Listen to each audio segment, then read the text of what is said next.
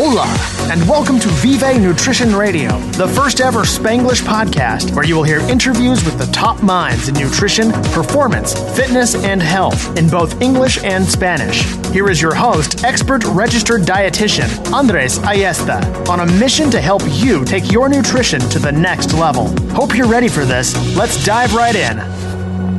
What's up, guys? This is Andres, your host for Vive Nutrition Radio. Today, we have the pleasure of talking to my really good friend and colleague, Lacey Dunn. Lacey is a registered dietitian, and she is out of Texas. She's also an NASM certified personal trainer and currently completing her master's in nutrition at Texas Women's University. Lacey and I have had the opportunity to chat in previous podcasts, actually on her podcast, Uplift Nutrition. And if you haven't had a chance to listen to those, I'm going to make sure I add those in the show notes. We've talked about intermittent fasting, which we both are big proponents of. And we also had a chance to talk about plant-based proteins and how vegans and vegetarians can obtain enough proteins on their diets. But today, I wanted to tell her story and also give some perspective on bodybuilding and physique competitions, because I feel like that's an entire different animal and we need to understand it a little bit better, because there's a lot of interest from people wanting to do this. And I think I'm not an expert in this in any kind of way, so I definitely wanted to bring someone that was. Lacey is a national competitor, so she's an MPC bikini competitor and contest prep coach, and she has played top 10 nationally in the past. Not only is she a registered dietitian, which makes me super excited because it's not very often that you see, the scientific community, or not scientific community, but, someone as a health professional as Lacey actually being part of, bodybuilding competitions and so forth, because I feel like there's a lot of misunderstanding on what it entails for doing something like this. So I wanted to definitely bring her in to talk about this more in depth. So in today's conversation with Lacey, we chatted a little bit about not only her history and where she's coming from, her passions and fitness and nutrition, and her faith in God, which actually her tag on her handle on Instagram is Faith and Fit. And we discussed a little bit about that. We dove into mindset and understanding how difficult can it be to compete in one of these shows and really what it takes. We briefly talked about eating disorders, and finally, we kind of dove deep into some really cool details on how to calculate your macronutrient needs, for example, for protein, for carbohydrates, what's her strategy when she's actually working with different athletes and some people that are just trying to improve their nutrition. Where does she start? We chatted a little bit about refeeds and reverse dieting and some really interesting concepts in a general manner that I feel like a lot of people have a lot of confusion about.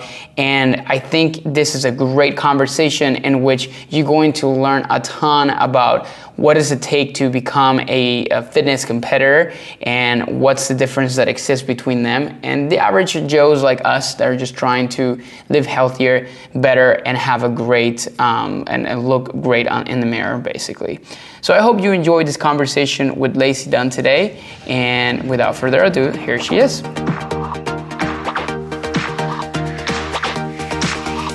What's up, guys? Welcome back to Vive Nutrition Radio. I have Lacey on today's podcast. I'm super excited. And it's, as you heard probably on the intro, she's a pretty smart cookie. And she recently became a registered dietitian. I've had the pleasure to be on her podcast a couple of times, Uplift Nutrition.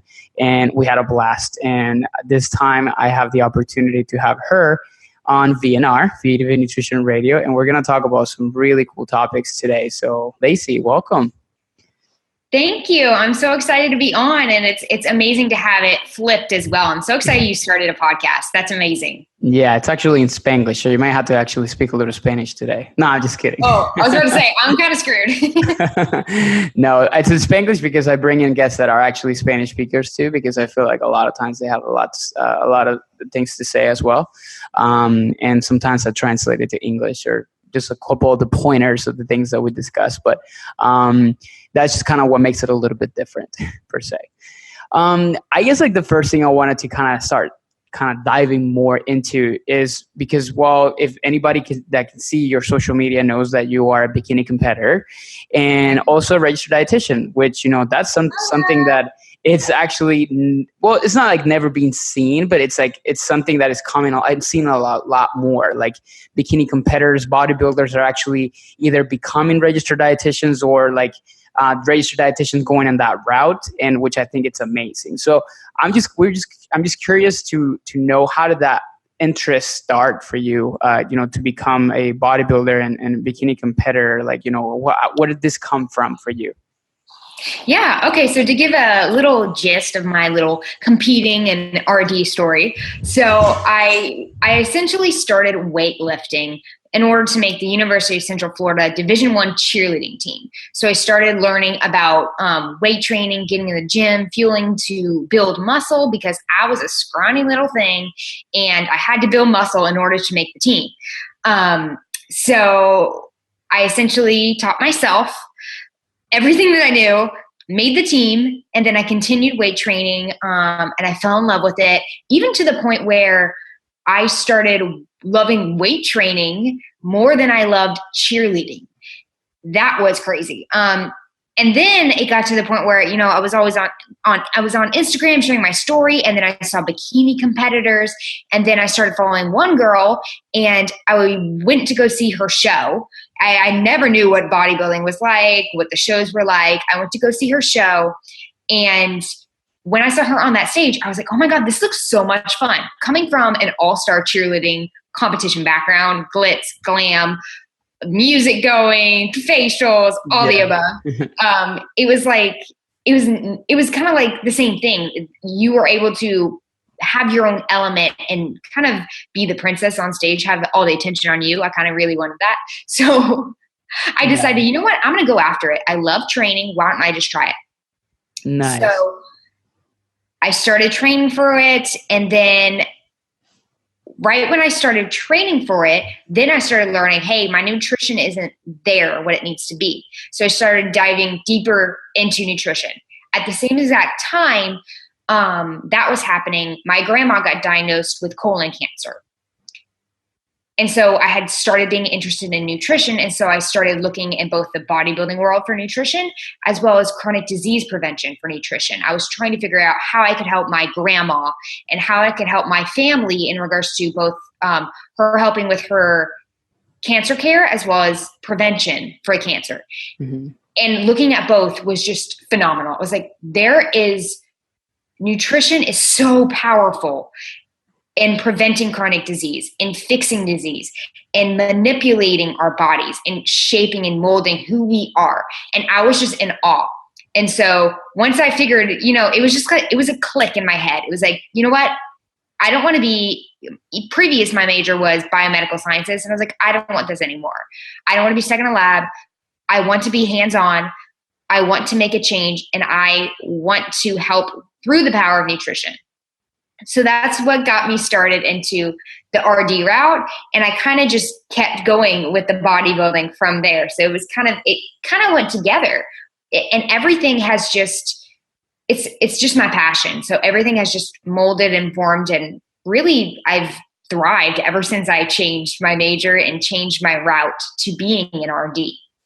Absolutely. Yeah. And I love that. Actually, I didn't even know you were applying for like University of Central Florida. That's one of my alma maters for sure. Oh, yes. Wow. Yeah. So cool. That's really interesting. But it's actually really cool that, your story, because like you and I kind of have shared something similar in a certain sense. So I wanted to be a doctor, and, I discovered the importance of prevention, not necessarily just treating a disease, or a doctor would just essentially use medication to treat it. Why not use food as medicine, right? And I think that's obviously something that kind of opened the door for you as well. But what's interesting from you, though, is it's really cool to kind of see you, because, I followed your journey a lot and see like you wearing like scrubs and stuff like that when you were doing your dietetic internship. At the end of the day, you're like, showing off your biceps and doing, those kind of poses. And it was really interesting and inspiring for sure. because it's obviously like bodybuilding it's kind of like a different world in itself, and Oh, I they cannot, are. yeah, and I cannot speak for it because I've actually never done it.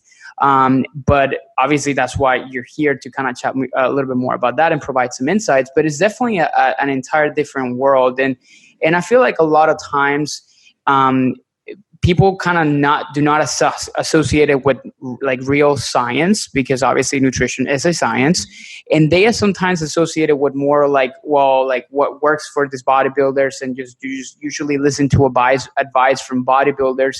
So I guess like now diving more into the specific sport, because it's, a lot of people listening in, they're maybe interested in pursuing route like this, would be, I guess, like what is like kind of like that gap that exists between a bodybuilder and somebody that is like, well, from like perspective, I guess, like from the scientific, route and the realm. You know what does that make sense? A question I'm trying to ask?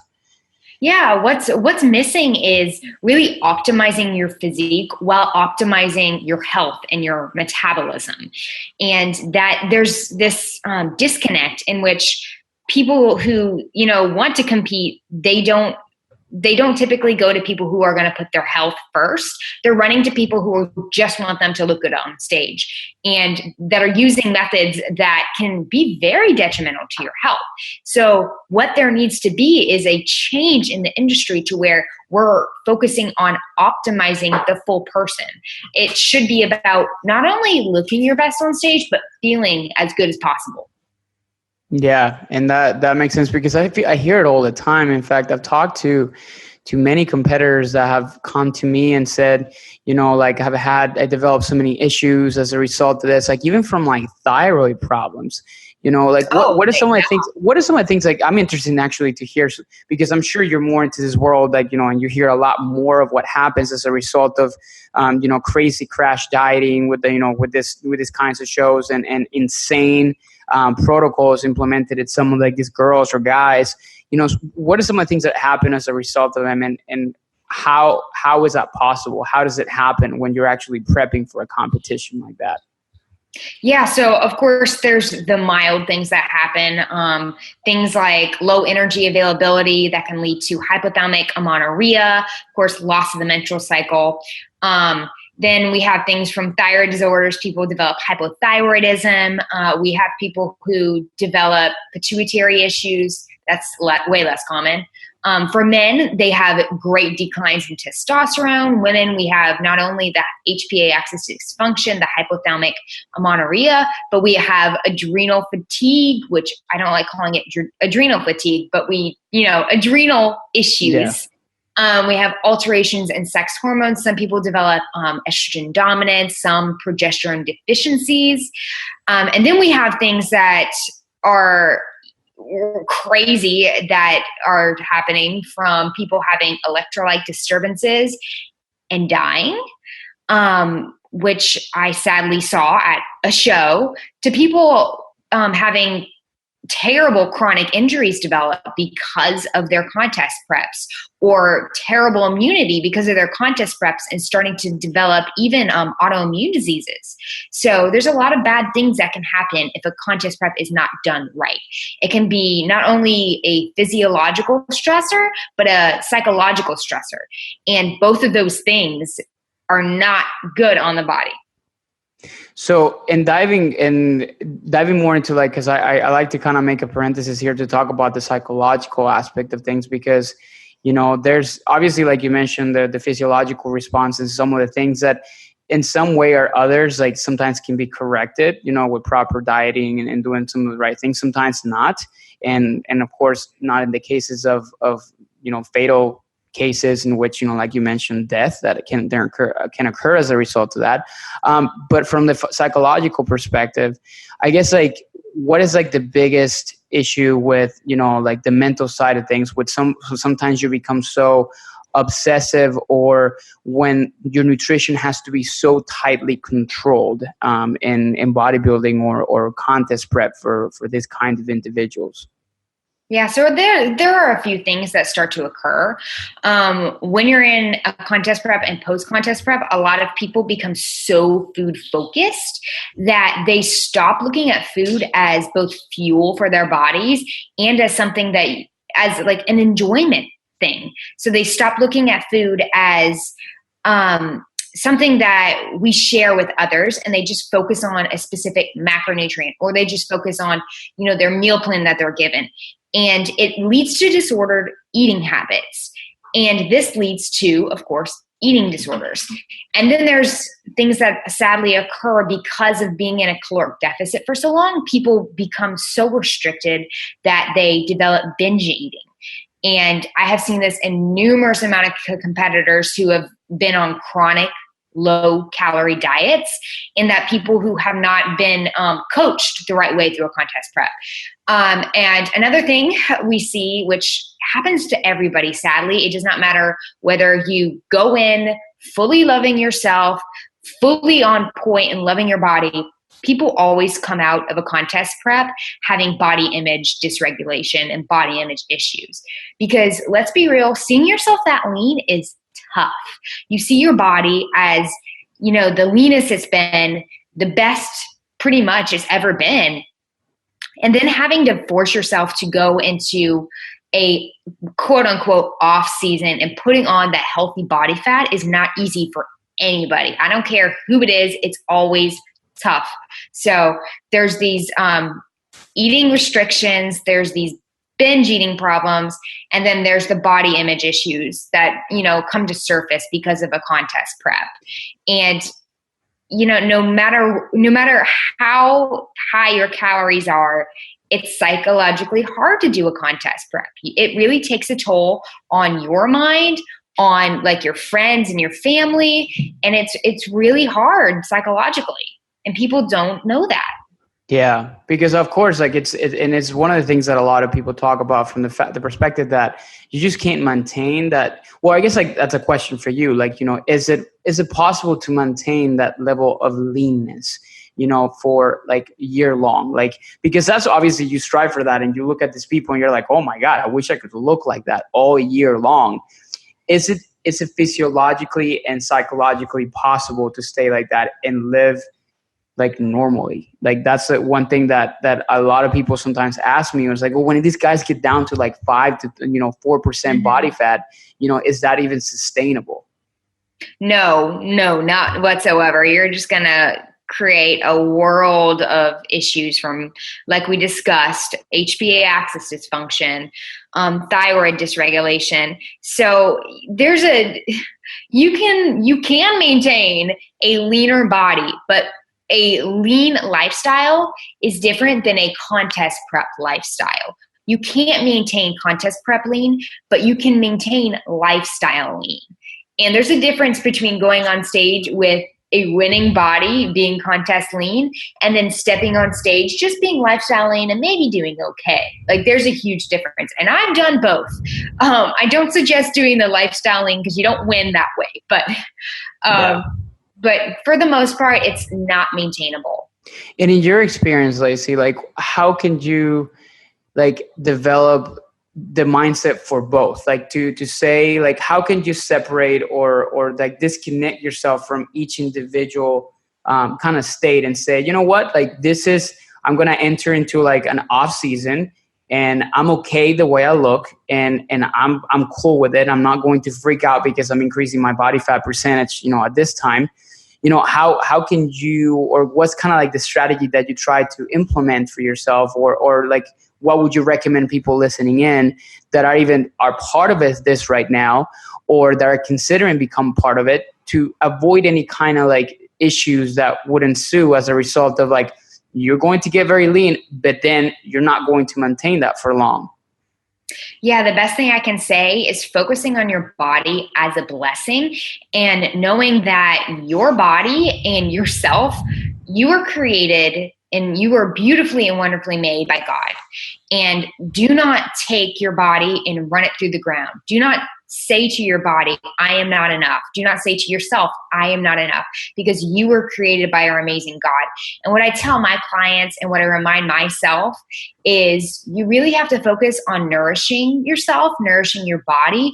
And when you're adding more body fat on, when you're changing your body, you really have to focus and remind yourself how grateful you need to be to even be able to go to the gym. You need to remind yourself of how much of a blessing of a body that you have. So to me, it's all about remembering you are blessed to even work out. You are blessed to have your body, and really not, demonizing it and letting the devil win. Absolutely. Yeah, I think that's pretty powerful. Just understanding, obviously, like like your body's a temple, right? And you kind of have to treat it as such. That's kind of like the main thing.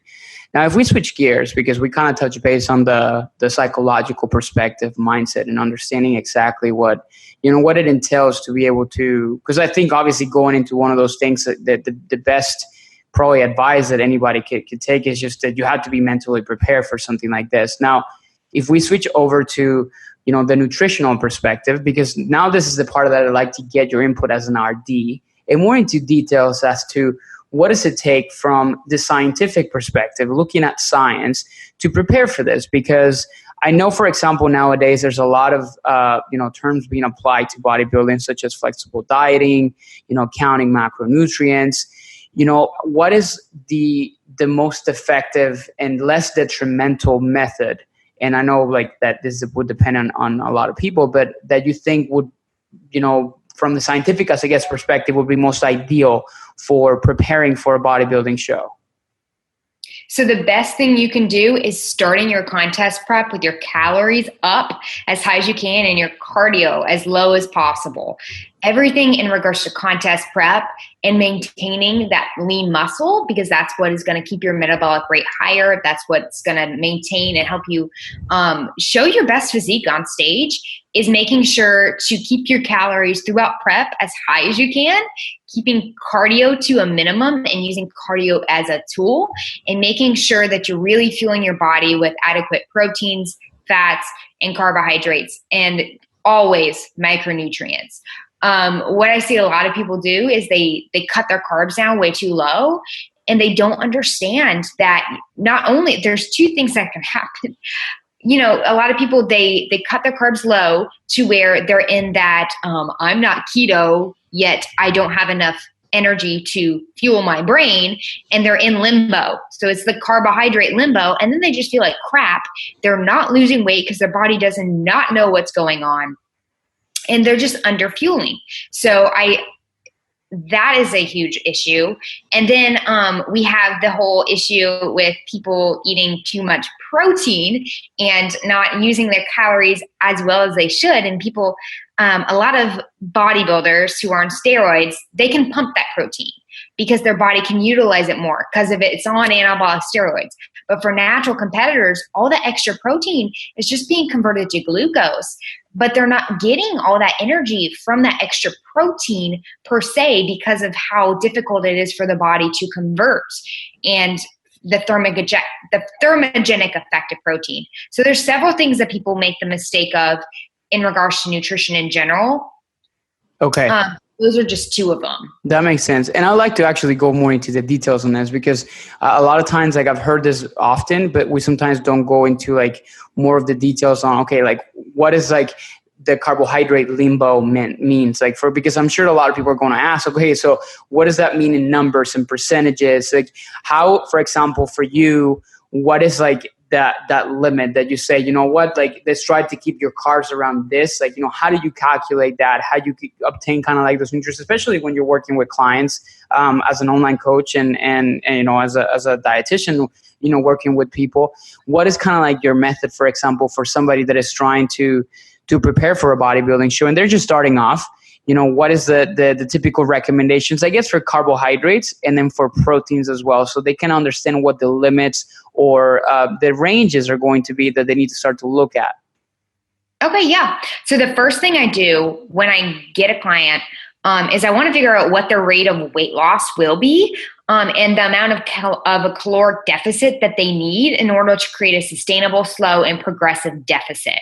The greater the deficits and the faster the weight loss, it can lead to greater amounts of losses of lean muscle mass, and that we do not want. So I focus on doing weight losses of 0.5% to 1% of body weight per week. So for example, for a 150-pound person, that is like 1.5 pounds of muscle per week. I mean, not muscle, 1.5 pounds total per week we want to lose. So we really want to maximize this muscle retention. So knowing the rate of loss, I kind of guesstimate the caloric deficit. Normally that means around 150 to 250 calories to start with. A lot of people make the mistake and jump straight into like 500 to 750 calorie deficit, and they start losing a lot of muscle mass and weight, and then they wonder why they're stalling as well. So you want to go slow and steady. So the first thing you want to do is figure out how many calories you need for your rate of loss. From there, the second thing I like to do is making sure, what do you need for protein? So protein intake, we need to reduce the loss of lean muscle mass, enhance the anabolic response to training, and then of course promote recovery. In regards to protein, it's also important for increasing your satiety and reducing your hunger. What I do for protein is, and people, you know, they go up and down these levels, but what I like to do is I say 1.5 to 2.5 grams per kilogram of body weight for protein. Nice. But if somebody is highly overweight, and they have a lot of fat mass, say that they're 200 something pounds, they don't need all that protein still, because that fat is not as anabolically active. So they need the amount of fat for their lean muscle mass. I do prefer people, you know, if they're overweight like that, to have a DEXA scan. That way we know their lean muscle mass. But that's the general amount I stick with for protein. There is some evidence to show that protein overfeeding can be beneficial for fat loss and even help in regards to muscle retention. But I think 3 grams per kilogram of body weight is way enough. You don't need any more than that. Okay. And then I tell people, make sure that your protein is spread out throughout the day. So make sure you have around 3 to 4 meals at least in order to maximize muscle protein synthesis. Sorry, I'm going to take a sip of this water real fast. Go ahead. Okay. Something on protein I do want to note is a mistake that competitors make. People take and drink BCAAs all day long, thinking that it's just going to preserve their muscle mass. Well, guys, by drinking those BCAAs all day long, you are preventing the dips and the spikes in muscle protein synthesis, and you are preventing anabolism. So please do not drink branched chain amino acids all day long. I promise you, you really don't need them whatsoever. Waste the money, right? I mean, at least like to do it that's much like that. Like it's just not, and I totally agree with you on everything you said. Like I think it's just not necessary, and just people are just like pounding on those things like it's water. I've seen it happen many a times. Exactly. Now, I personally drink branched chain amino acids if I'm with essential amino acids, if I'm doing a fasted workout, or if I'm drinking them during my workout, because I can afford them. They taste great, and I hate normal water. But otherwise, they're not needed. Yeah. And so usually then you said, you kind of started with calories, then you go into more, okay, like let's figure out what your protein started. And it seems like then you look at, depending on the leanness of the person, which is something similar to what I do, then you would say, I'm going to base this off of body weight of the person, or if I can get a DEXA scan or some sort of like, a good body fat percentage from a good method that you obtained it, then you kind of look at it based on lean body mass, correct? Mm-hmm.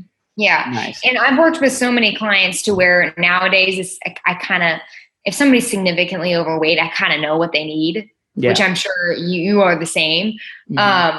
And you can never go wrong with giving a moderate protein intake. Yeah. I think that's important.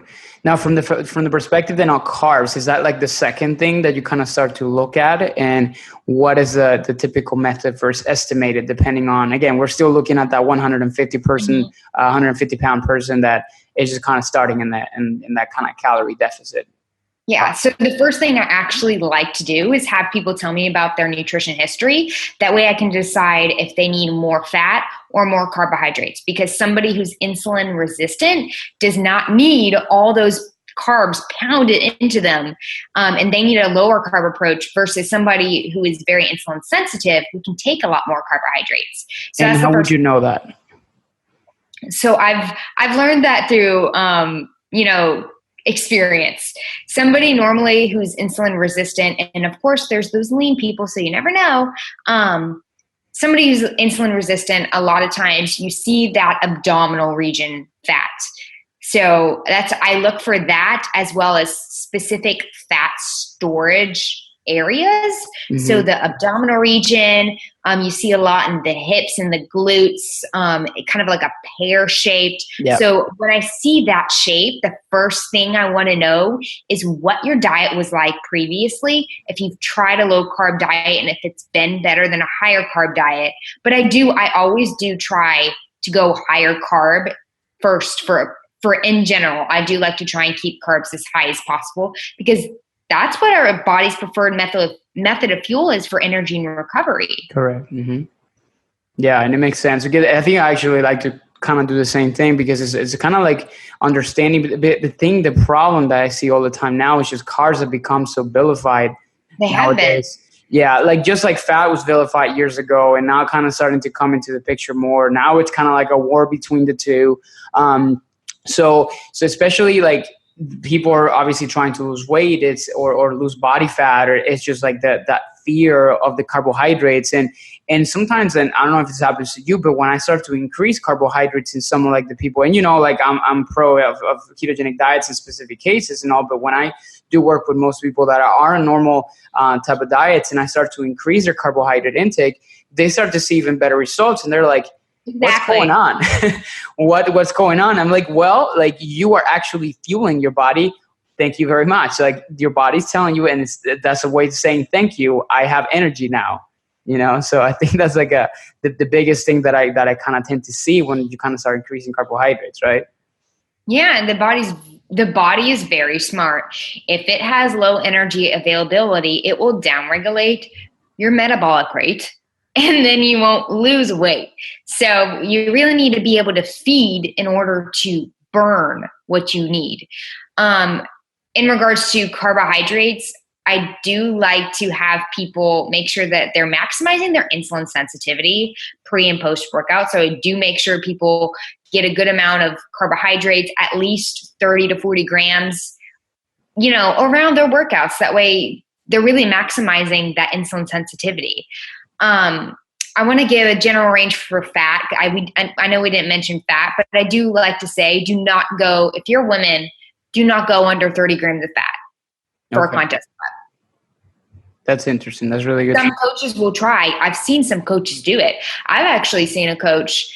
I've had a lady come to me with 10 grams of fat in her diet only. And that's absurd. That is asking for issues. And what's the reasoning, or like I guess like not side effects, but the consequences that such a low fat diet can bring about if you have a protein, a moderate or a good amount of protein intake, but you lower your fat so way below, like we're talking probably like 15 to 10% of total calories. Mm-hmm. You are greatly decreasing the synthesis of your hormones, and you are also not able to fully absorb the essential vitamins and minerals that you need, including, fat soluble vitamins like vitamins A, D, and K. So if you don't have the fat, you can't absorb fat soluble vitamins. So you're losing out on something that you need in order to survive. Wow. Okay. That's interesting, because we have to definitely, so you have to consider basically what you're saying. You have to consider all fronts on all these different things, and making sure you're not going in for it. You're not hitting extremes, which is something that happens more often than we would like to to accept on that end. So I think that's definitely something important. Now, one of the things, Lacey, that you talked a lot about in the past, and you and I we've done an entire podcast on these topics, because I know you're a big proponent of intermittent fasting. And I would love to know kind of how you integrate intermittent fasting methods with your clients, with your coaching clients, competitors, as part of their routines, and how that do you kind of like start to implement something like this with them? Yeah, so I love intermittent fasting. I'm a huge fan, as we have talked about. I don't ever talk about it with my clients or suggest it. I always wait for them to ask me, because I don't like to push my lifestyle on them. But I get excited when they're like, "Oh, I want to do IF." I'm like, "Yes." I know. I'm like, "Join the team." But I love intermittent fasting. It's fantastic for helping with energy, for glucose regulation, for autophagy, for longevity. And I really feel like in regards to contest prep, it can really help with hunger. And that's something that people who do it, they love being able to have those larger, denser meals. So I always start people with saying, okay, so what is your current eating window? And people normally tell me, I wake up at 6 a.m. and I eat all the way till 9 p.m. I'm like, okay, so the first thing we're going to do is we're going to make you a 12-hour eating window only. Then we're going to cut it down, and we're going to go from 12 probably to 10 or 9. And then we're going to go to an 8-hour window.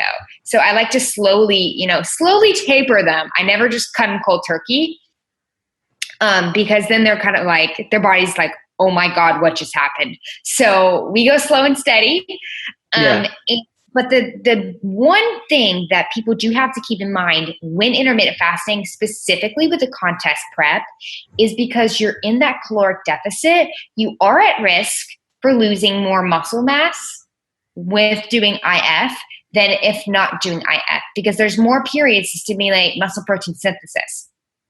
Okay. That being said, I have not personally seen anybody lose a significant amount of lean muscle mass by doing IF. I have personally, every single prep that I have done IF. So it's just something to keep in mind, that you could lose more, but it doesn't mean you will. Yeah, I mean, I think because when I was getting my master's, I did a pretty big thesis on intermittent fasting, particularly in Ramadan athletes, because that's kind of where most studies on intermittent fasting that are applied actually came from. Because Ramadan, for those of you guys listening in that don't know what it is, it's a period of time in Muslims in which they fast from dawn to dusk. So they don't consume any kind of food or drink. And that period can last sometimes anywhere between 12 to 16 hours, depending on what part of the world that you're in, and how long the days usually last.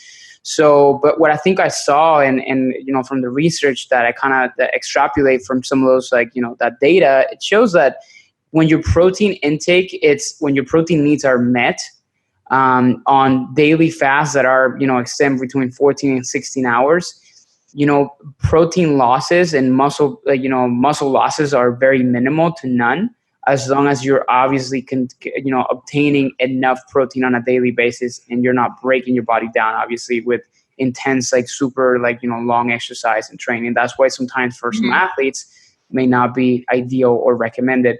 But it's just like you're saying, Lacey, I think there's a risk, but as long as your protein intake is controlled and you're meeting your protein needs daily, I think it's happening. Because I think, I guess I wanted to ask you one thing, because in women, I've seen this happening.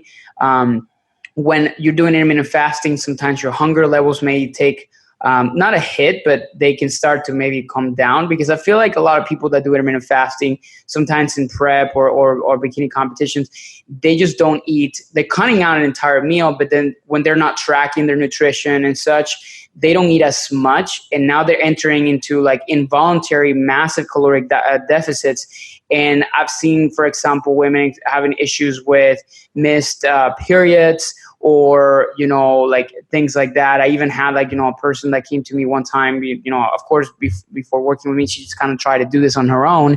And she told me she started kind of losing hair at the beginning. So is that something that you kind of seen, or what are your What's your kind of like input on this kind of things whenever that caloric deficit is too extreme when you're doing fasting? Yeah, so I just want to state that it's not because of the fast that happens. It's because of the low energy availability that happens and the downregulation of the hormones. Now, can the fasting for some people exacerbate the caloric deficit? Yes, it can. It's very, very a one-on-one type of situation. But sadly, it's very common for women who have been in a large deficit or been in a deficit for a long time for those things to happen. Hair loss is highly tied to loss of micronutrients, hypothyroidism, and hypothalamic pituitary axis dysfunction. So it's very common, but it's not something that has to happen. It's all about keeping your calories up as high as you can, keeping that dietary fat up as high as you can, really making sure you're taking care of your hormones and your adrenals. Okay, that's very important. So if you're listening in, if you're considering intermittent fasting, make sure that you're kind of like checking all those boxes before you decide that you want to kind of jump into this. The last part of this conversation, Lacey, I wanted to talk about the part where you get to your goal, or let's say you competed, you got to that point. This is where I see, and I've seen it happen so many times because I've seen the people that have competed like 2 to 3 months after, and you cannot even recognize them because they rebounded. And I've seen pictures, sometimes people that I don't know, pictures of competitors, and like a year or so later, which they just stopped competing. And I'm like, what happened? So why does that happen? And what is because of course I've seen you and you're not experiencing none of that. So what is the I guess like not the method or the strategy to reverse or to go back from, that kind of low calorie intake, when you're at that peak and you're competing, back to normal life? Yeah, so the first thing that you have to do is get your calories to maintenance. You want to be kind to your body and stop further fat loss. And you really want to get your hormones and your thyroid up and be able to, start putting on a good amount of healthy body fat. But you don't want to do it fast, just like you said. I've actually seen people gain like 10 pounds in a week. And I'm like, that is not okay. That is not okay. So you really have to, the first thing you do is you have to get your calories to maintenance. And it really, really takes dedication to go from maintenance to slowly upping your calories up to a small calorie surplus. You don't want to be too large because coming off of a contest prep, your body is primed for those fat cells to be filled. It's ready to make fat cells. So you really have to go slow. That's why when people diet down, not even just a contest prep, but people diet down from, going on vacation or a quick weight loss scheme or whatever, when they finish that and they start eating normally, that's why they gain a bunch of weight just eating normal, because their body is primed for that fat to be gained. And then that fat that you gain is even harder to get off because they're brand new fat cells. So what people really have to keep in mind is the post-show is not really, your show's not over. You really have to take the post-show as being part of your show prep. It really has to extend an extra 4 to 6 weeks of going from contest prep to immediate maintenance to slowly reversing up a little bit. And then you can have more flexibility. But that post-show period, at least to me, is very important to stay on track. Okay. So, and then when you say reversing, you kind of, and I think that's also a term that also a lot of coaches have been throwing around, and I've even implemented with some of my clients.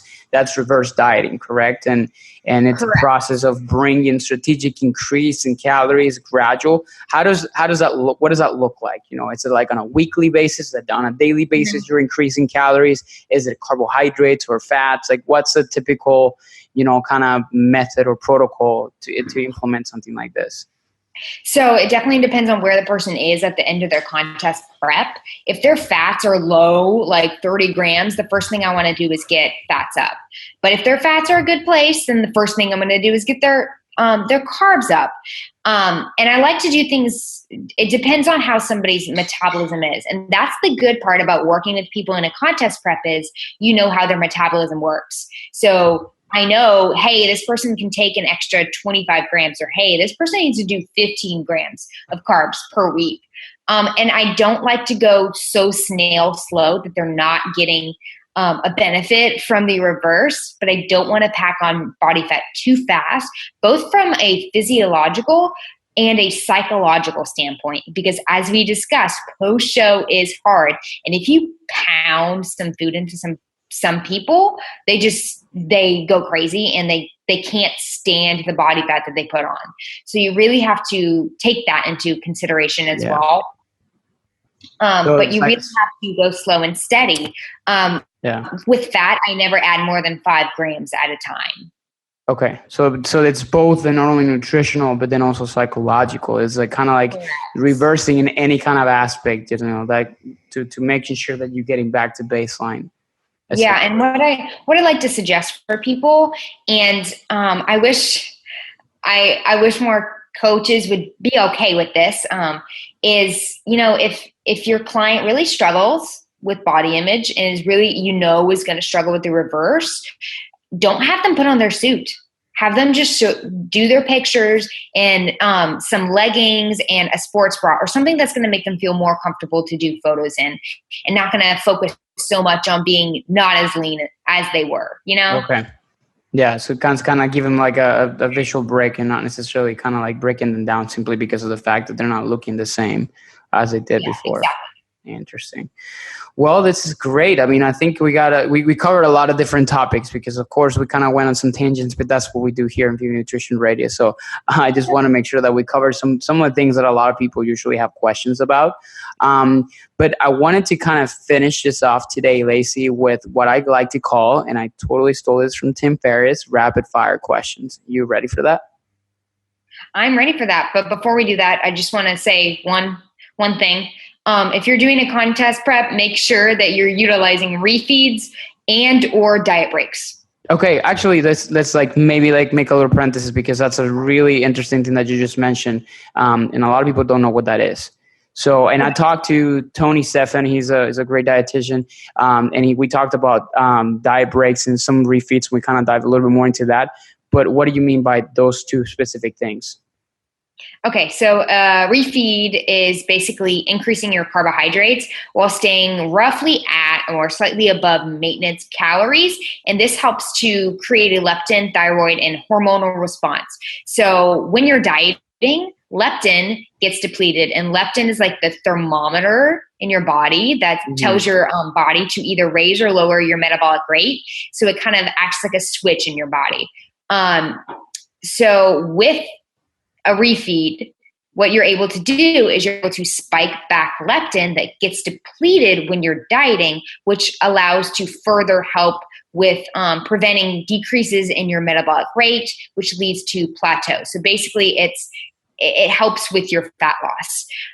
And so refeeds can be typically done in a 2-day fashion to up to a 4-day fashion. That's why diet breaks are essentially kind of like refeeds.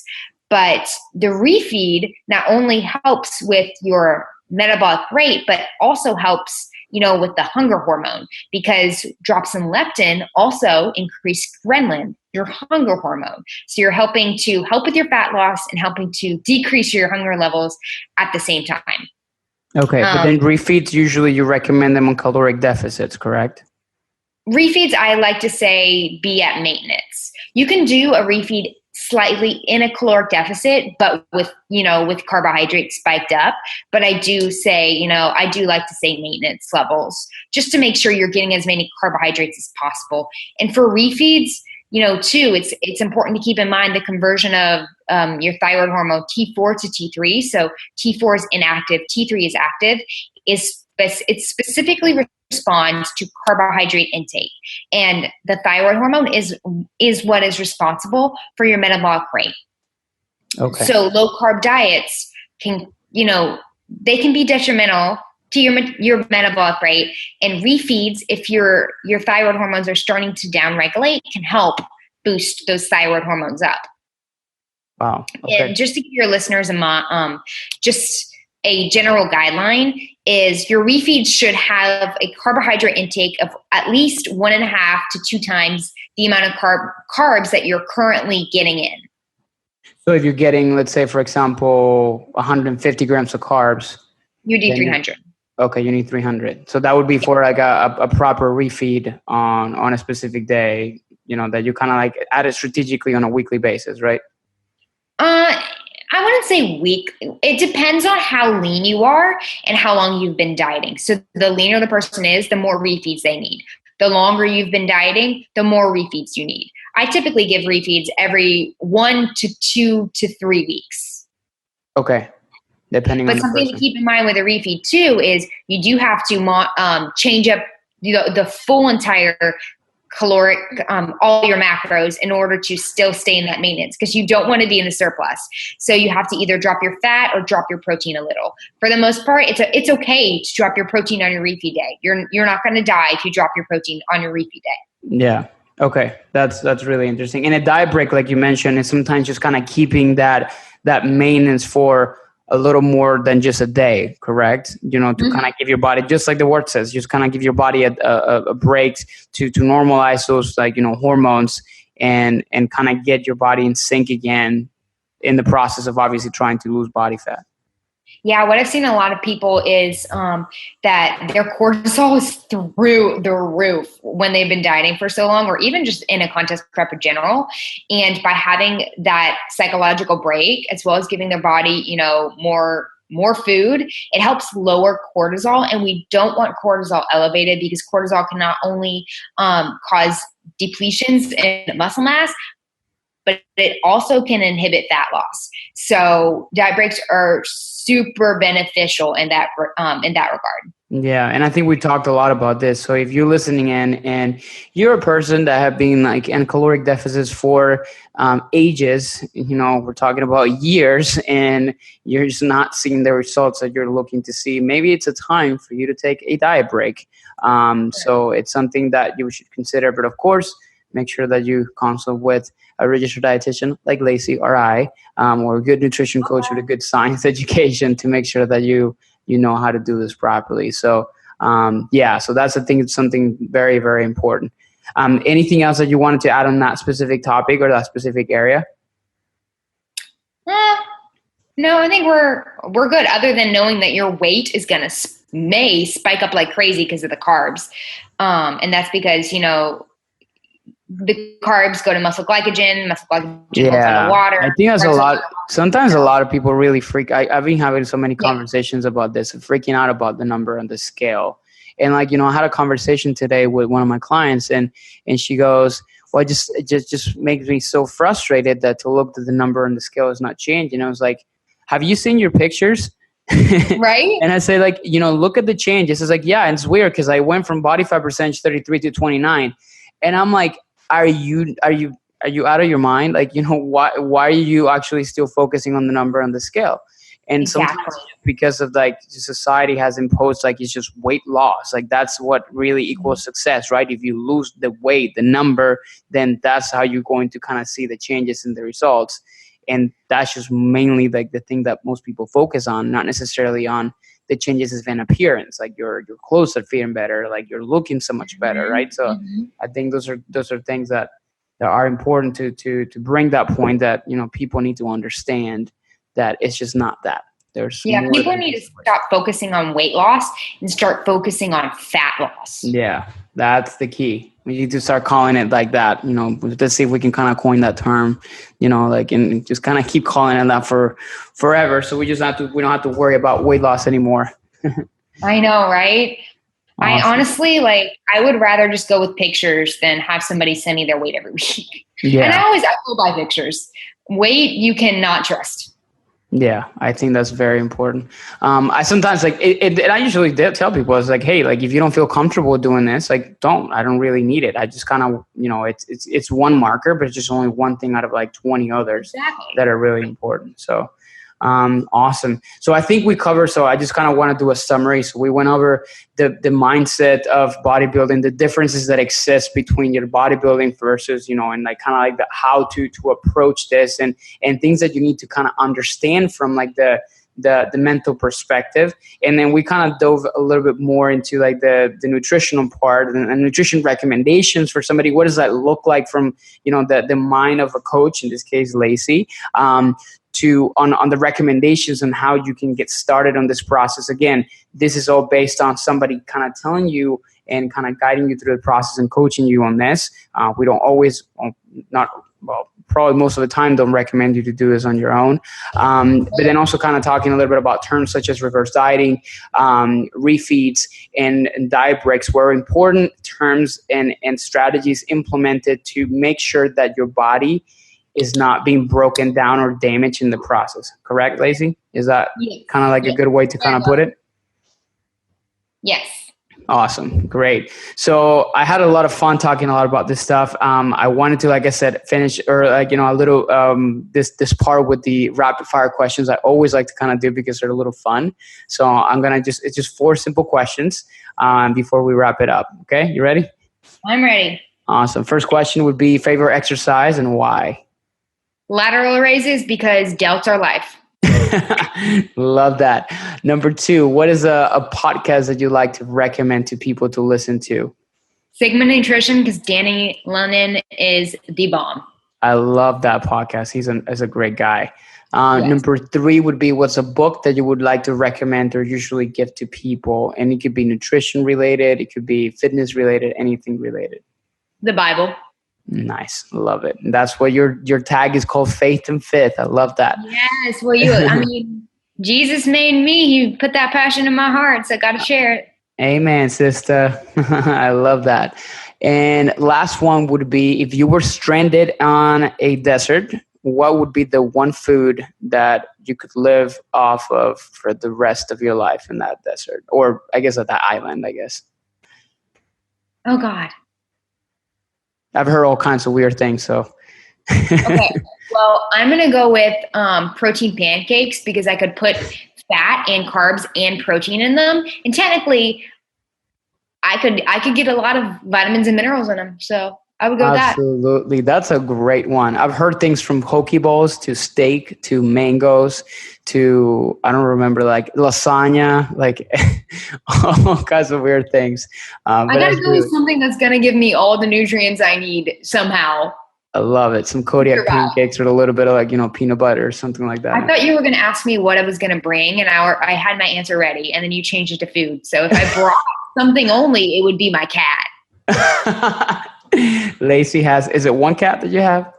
I have one cat, and she's sitting in my lap now, and she's my baby. Nice. Yeah. You want to see any pictures of her cats, or which is actually a good time to kind of talk about a little bit how people can find you, Lacey. So, I'll let you tell people how they can kind of reach out to you, connect with you, see what you do, see what you're up to. What's kind of like the best way to reach out to you? Yeah, so I'm a little bit of a weirdo. So if you want to follow me on Instagram, I like to post helpful content as well as just whatever I'm thinking, whatever I'm doing that day. You can follow me on at Faith and Fit. I also have my Instagram for my own company, Uplift Fit Nutrition, and it's just at Uplift Fit Nutrition. My Twitter is my name. It's Lacey A. Dunn. I tend to tweet things from people annoying me as I'm driving to science to pictures of my cat. So, it just all goes through. Probably should be more professional. Don't care. There's also my website, upliftfit.org. You can check out, my blog posts. I've written about things from organic foods to omega-6s versus omega-3s to the anti-inflammatory diet to whole grains. So I've written a bunch of things. I also have a newer link and blog. It's Preserving Muscle in a Contest Prep. So very relevant to this podcast. Nice. So that's on my blog. And then if anybody has any inquiries or want to do anything about coaching, my email is fitandfaith@gmail.com. Nice. Okay, I'm gonna make sure, guys, to link all of everything that Lacey just said to on the show notes, so you can have direct link to all of her social media channels, her blogs, their email, everything, so you can connect with her. And definitely highly recommend her for if you are considering contest prep. She's your girl. Okay, so thank you. You reach out to her. She has a scientific approach to nutrition, and that is something that separates her from the bunch. So, Lacey, it's been a pleasure as always. I would love to do this again in the future, maybe diving more in depth into something more like in detail. I always kind of like the first like 20 and 30 episodes of Viva Nutrition Radio are more general. It's just more like kind of diving into more general topics and kind of like explain some things that a lot of people just kind of have like basic questions about. And then as we kind of dive more into it, then we'll get more into like the nitty gritty details of nutrition. So we'd love to have you back for that. Good. Yeah, no, I would love that. That'd be great.